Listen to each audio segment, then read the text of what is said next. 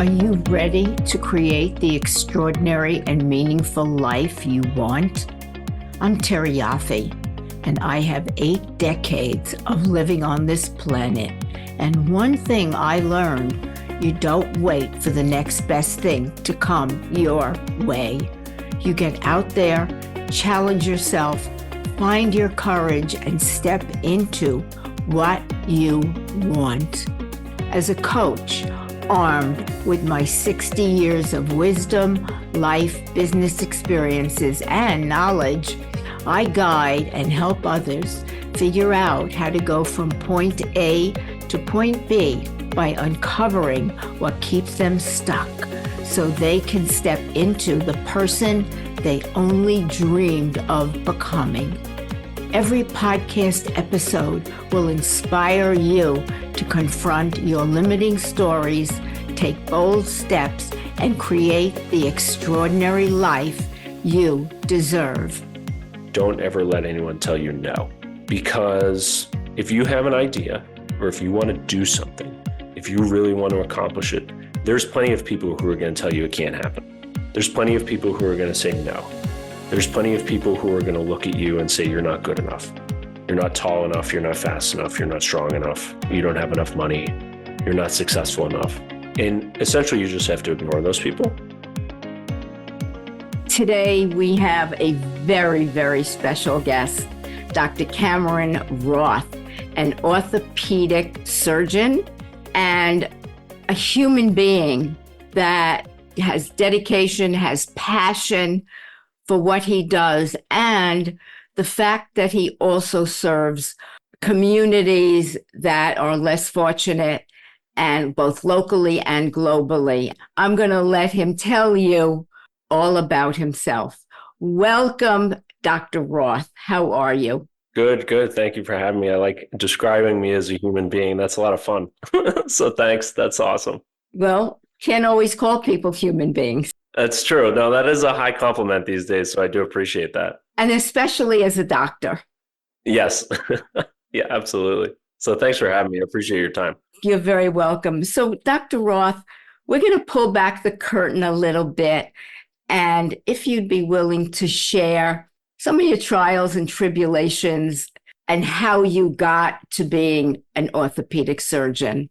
Of course, I was lucky enough that I was a son of a surgeon. My dad was a neurosurgeon, and I grew up around medicine. My mom is a physical therapist, and I worked in the hospital as an operating room aide and a transporter when I was in high school, and I had early exposure to working in the team in the operating room with the nurses and the scrub techs and the docs and everyone else who works in the hospital setting. And as well, I was a high school and college athlete, so I had a lot of injuries and was surrounded by athletic trainers, physical trainers, and team physicians. So early on, I knew medicine was my path. So I was fortunate that I had that direct path. But I guess the first obstacle that really came my way is I actually didn't get into medical school in my first try. And you think when you plan out your life, you say, I go to high school, then I go to college, then I go to medical school and residency and move forward with my life. And then Mike Tyson always says everyone has a plan until they get punched in the face.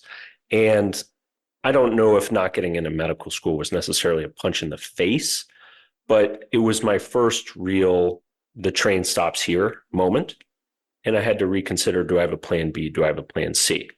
Now, did I ever think I wasn't going to go to medical school? No. But it didn't work with my life plan. And I've realized that everything always works out in the end, just maybe not the way you think it's going to work out. And you've had plenty of guests on this show who've had tremendous amounts of adversity, but they all have pretty much landed on their feet and have learned lessons from that. And I think that was maybe one of my most important lessons.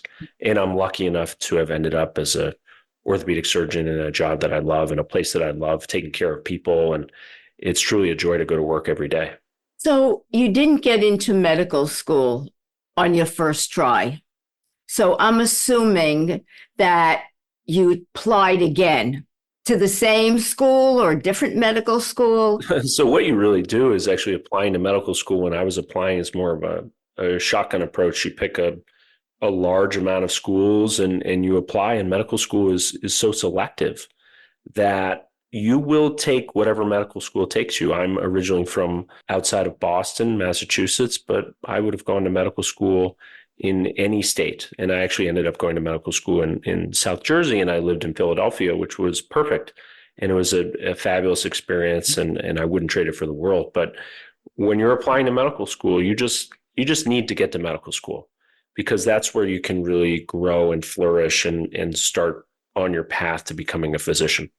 So you went to medical school. Did you know right off the bat that you were going to be an orthopedic surgeon? I think I knew immediately when I was in high school, to be honest. You'll see a small set of medical students who will come into medical school with a plan in mind. And honestly, a lot of them are actually pre-orthopedic surgeons. And as an athlete and someone whose personality fits the orthopedic surgery sphere, I found myself wanting to be an orthopedic surgeon from the beginning. So again, I had that focused approach.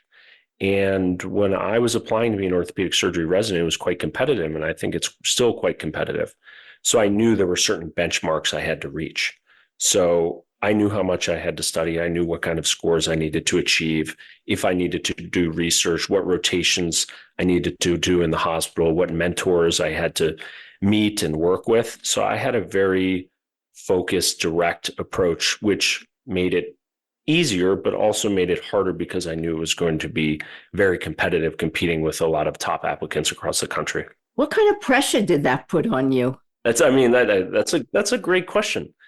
I think you have an enormous amount of personal pressure, because you know if you fall short of your goal, especially on this medical school to residency to career timeline, that there are very few other avenues out of it. Do you become a different type of doctor? Do you reapply?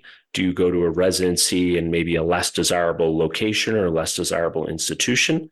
And then there's family and friends. People are saying, oh, where do you think you're going to go for residency? What kind of doctor do you want to be? Do you know what kind of physician career do you want to have? So not only would you be potentially letting yourself down, but you'd be potentially letting your friends and family down. So yeah, it's an enormous amount of pressure, especially if you work so hard and invested so much time and money into something. It becomes your identity, and it becomes an enormous part of your life. And I guess it didn't happen to you, but what about if you put all that pressure on, if you do everything and then you don't complete, or you flunk out, or whatever? What do you do then? I'm just curious. Yeah, that's a great question. So situations like that, for me, I call non-negotiables. So I'll give you an example. So I have my orthopedic surgery oral boards coming up in 2 months. And it's essentially the last and final enormous test that we have to take for the American Board of Orthopedic Surgery to become board certified. And it's about a 90% pass rate, but we think 10% of people fail. And for me, that's a non-negotiable. So I will just completely refuse to fail. So I will do everything in my power. I will spend as much time as needed to know my information and be absolutely prepared. So do I know what I would do if I failed my boards, or if I never got to be an orthopedic surgeon? To be honest, no. I don't have an idea, because for me, those are non-negotiables. Because a lot of people don't have non-negotiables because they don't know how to say no.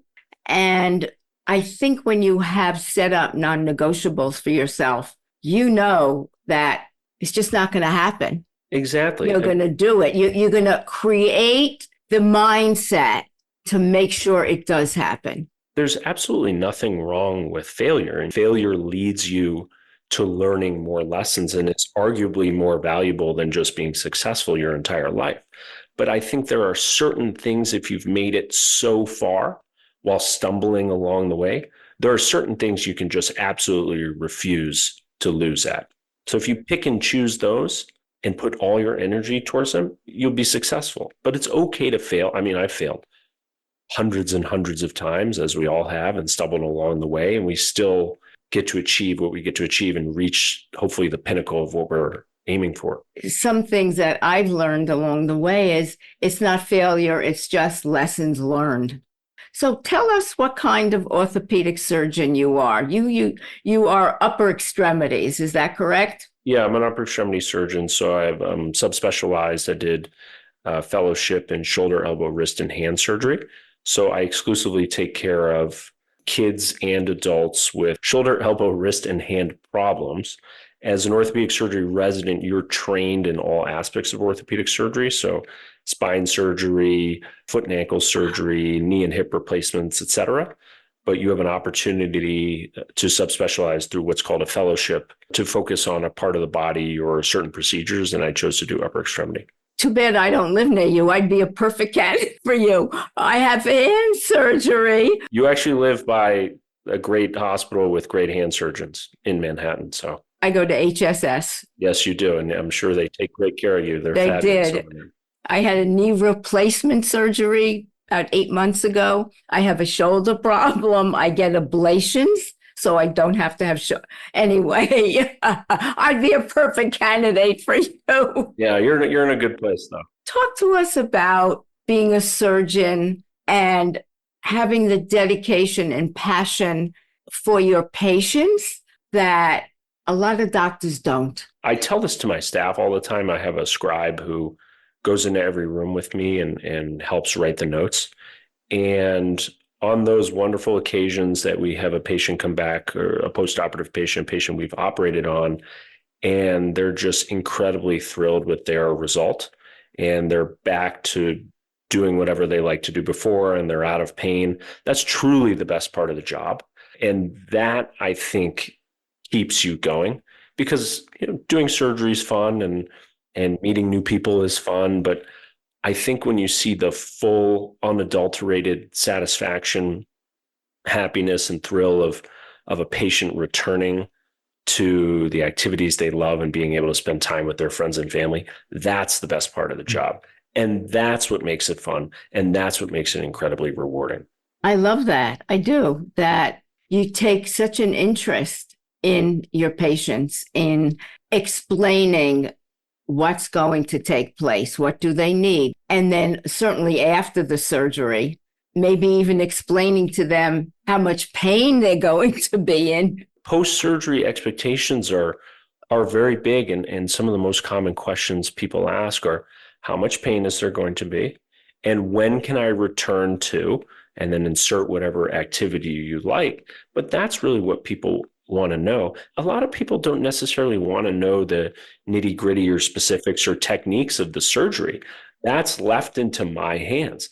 They want to know, is this going to hurt? And how fast can I get back to the activities that I love? Because I guess everybody's different, right? They go through different emotions and feelings with whatever surgery they go through. Everyone is different, and it's our job to hopefully manage expectations appropriately. But you're right.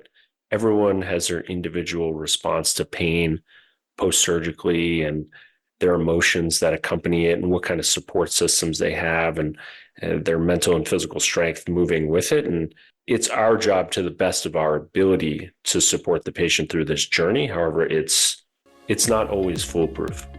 Stay tuned.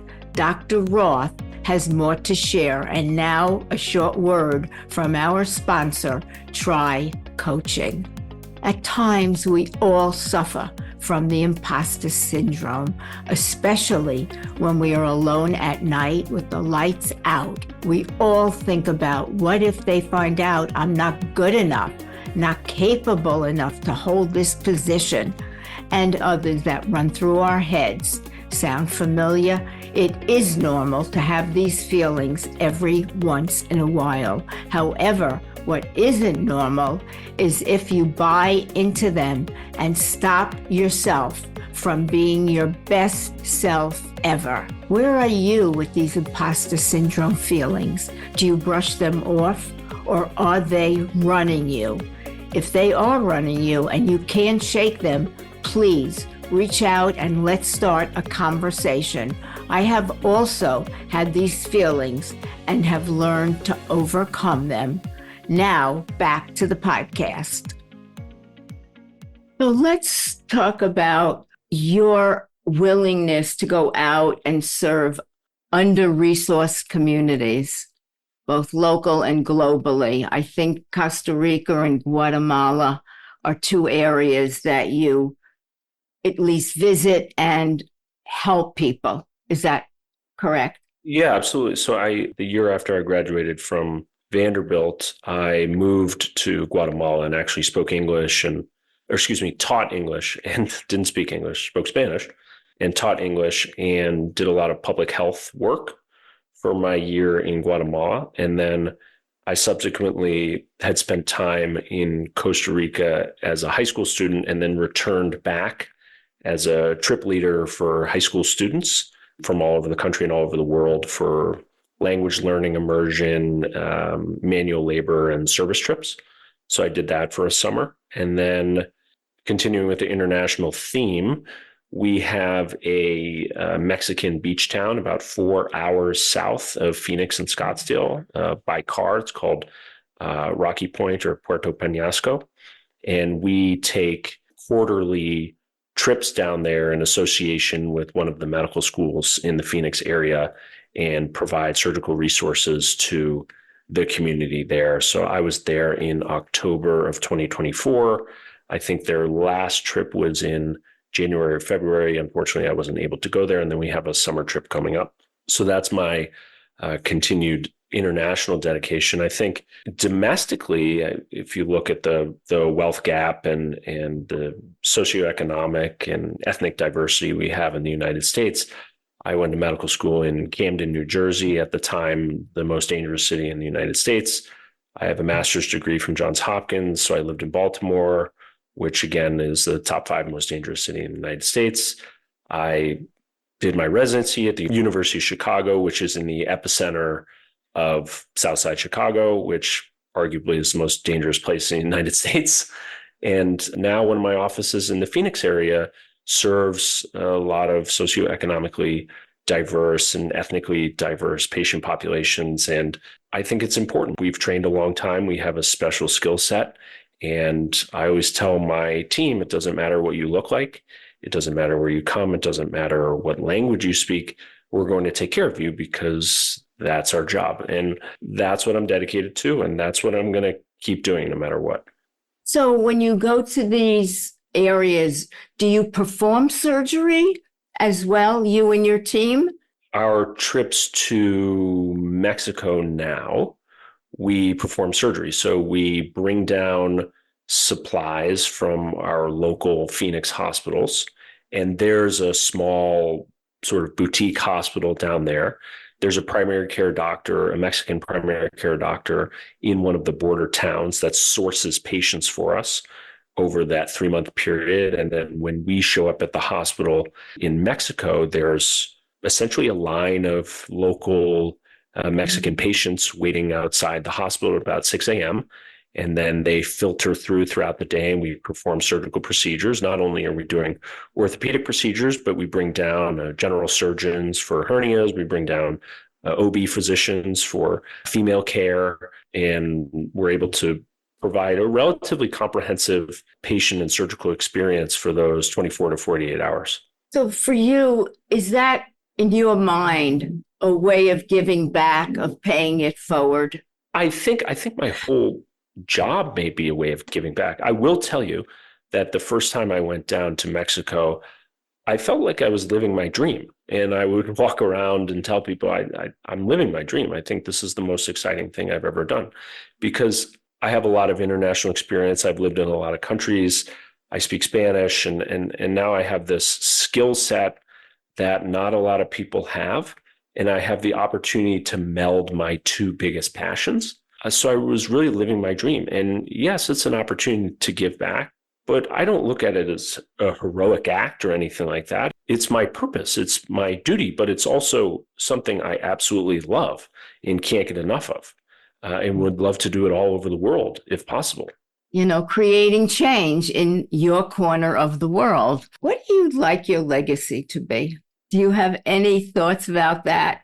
That's an interesting question. To be honest, I've never thought about that. When you say the word legacy, I think of someone like my dad or some, famous professional athlete or something. I never think about myself. I think more of, if people ask me, you go to these national meetings, for example, American Society for Surgery of the Hand, And it's always the same group of people who are up at the podium, and they're well-known orthopedic and plastic surgeons. And we always joke around, oh, would you want to be one of the people up at the podium? And I honestly don't think so. I think if I were to be recognized, I would just want someone to say, hey, Dr. Roth, you took care of my mom and you did a great job.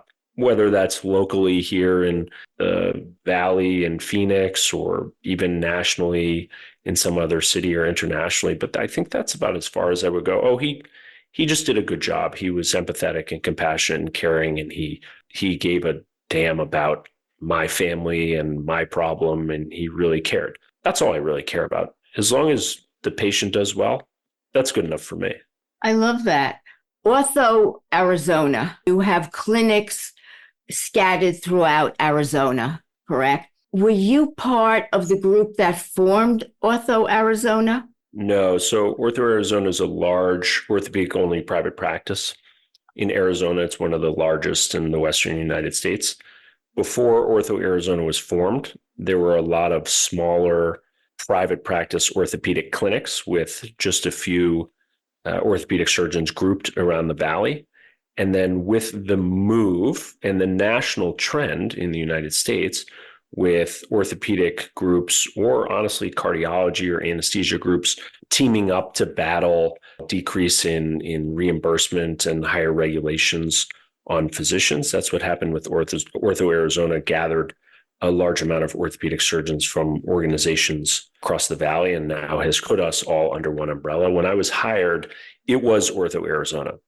We have undergone a few recent changes with a new CEO. We continue to expand as the East Valley and West Valley of the area continues to expand, as our population continues to increase. So we're putting buildings and offices there, and we continue to hire more physicians. And I think the plan eventually is to hire a few non-orthopedic surgeons to become more of a multi-specialty group to give the patients the best possible experience. So you're based primarily in your one clinic. You don't go to the other clinics, or do you? Yeah, I have two. So I have two offices. In the first office, I'm there Mondays and Wednesdays. And then my other office on the west side, I'm there Thursdays and Fridays. And then in those intermittent times, I have time to operate, and I operate, or at least I'm credentialed at a lot of centers across the Valley. But I usually spend about the majority of my operating time operating about 4 centers, although I do take trauma call at 6 hospitals in the Valley. So I'm credentialed at a bunch of places and am flexible, especially if one of my partners doesn't have credentials or doesn't go to the hospital anymore. I'm happy to take care of that patient for him or her. You know, what pops up for me is somebody like you with their little black bag running around, going from clinic to, oh, hello, how are you? Gone. I have a little black backpack. I think the house doctor days are over, but I have a little black backpack that carries all my life possessions. If you could leave us with a couple of nuggets about life, about going after what you want and achieving it, what would that be? I'll preface this by saying I'd like to think I'm on the younger side, and that my life experience is still limited. So I think taking these possibly with a grain of salt would be appropriate. And I can only speak from my personal experience. I think 2 things. I think finding a mentor in whatever you want to do. And I can speak personally from my medical career, finding a mentor, someone who's a role model, or multiple people who are role models, who can provide a path or a guide. And then someone you develop not only a professional relationship with, but a personal relationship with you, and can serve as a pseudo parent and a guiding figure for you, which has been incredibly helpful for me. And then I would also say, don't ever let anyone tell you no, because if you have an idea, or if you want to do something, if you really want to accomplish it, there's plenty of people who are going to tell you it can't happen. There's plenty of people who are going to say no. There's plenty of people who are going to look at you and say, you're not good enough. You're not tall enough. You're not fast enough. You're not strong enough. You don't have enough money. You're not successful enough. And essentially, you just have to ignore those people and keep going forward. And eventually, It will work out. It may not work out in the perfect way that you think it's going to be or the way that you've dreamed about, but it's going to work out and you're going to be happy. That's great. I love that. Done my whole career on saying yes. Even if I didn't have all the credentials, I said yes, and it always worked out. One last question. Where do you think you see yourself in 10 years? That's, another great question. It's an ever-changing landscape because there's so many avenues and options open in my profession. What I could do is I could just be an orthopedic surgeon, go to work Monday through Friday and have a family and call it a day. I can continue building my Behind the Sports Medicine podcast, which I co-host. There's opportunities for other passions, so international work, especially in the Hispanic and Latin American community. There's opportunities for travel. There's opportunities for investment and other areas that spark my interests outside of medicine. So I have no idea where I'm going to be in 10 years, but I know it's going to be somewhere that I've directed and that I've wanted. So if anyone is in the Arizona area and they happen to need a surgeon, where can people get in touch with you? You never know who listens to the podcast. No, of course. Absolutely. So there's a couple ways. You can just you can type into Google Ortho Arizona Cameron Roth and it will pop up immediately. You can just type in Cameron Roth MD to Google. That's pretty straightforward. You can type that in on LinkedIn as well. And it's very easy to get in touch with us. We can see you same day or next day, honestly. We have, I think Ortho Arizona has some social media, but I also co-host the Behind the Sports Medicine podcast, which we interview team physicians, professional athletes, sports scientists, athletic trainers, physical therapists, and it's for healthcare professionals in the world of athletics and where that collides and how we can provide transparent, good information for people in that world. So that's been a lot of fun. We've actually met and interviewed a lot of very smart leaders in the field, and I'm excited to see where that goes. So people can listen to that, and hopefully that provides some information. But we love taking care of people, and we love meeting new people and seeing new people. And I just look forward to hearing everyone's thoughts. And it's been a lot of fun. You obviously interview a lot of very talented, interesting people. I listened to a bunch of your episodes, especially the latest episode with John Gordon, which was fabulous. So it's so fun to be, I guess, part of that group. And hopefully I was able to add a nugget of knowledge. It was great. I loved it. I knew we would from speaking to you and getting this done. So I really want to say thank you for tonight and just hearing what you bring to the world of medicine. It's not just your everyday doctor. It's somebody that really cares, and it's really rare today. So thank you so much, Dr. Roth. And everyone knows where they can find him if you happen to be in the Arizona area. Thank you very much. Thank you. That was great. Of course. Thank you. We just heard Dr. Roth's compelling and extraordinary conversation that has offered you thoughts on how living your own life with purpose and passion can be fulfilling and rewarding. If you loved what you heard, please go to Apple Podcasts and leave a 5-star rating and review. Also, please visit my website, trycoaching.com. Meet Liz Frederick, Executive Director of the Avenues for Justice, AFJ, a 45-year organization that works with the courts in helping youths avoid prison time. Liz believes that holistic solutions and involved communities are the best way forward and can offer alternatives to youths rather than incarceration. Perhaps you know young people that have lost their way, or if you just want further knowledge about justice reform for youths, you won't want to miss this inside story about Liz and her passion for reform.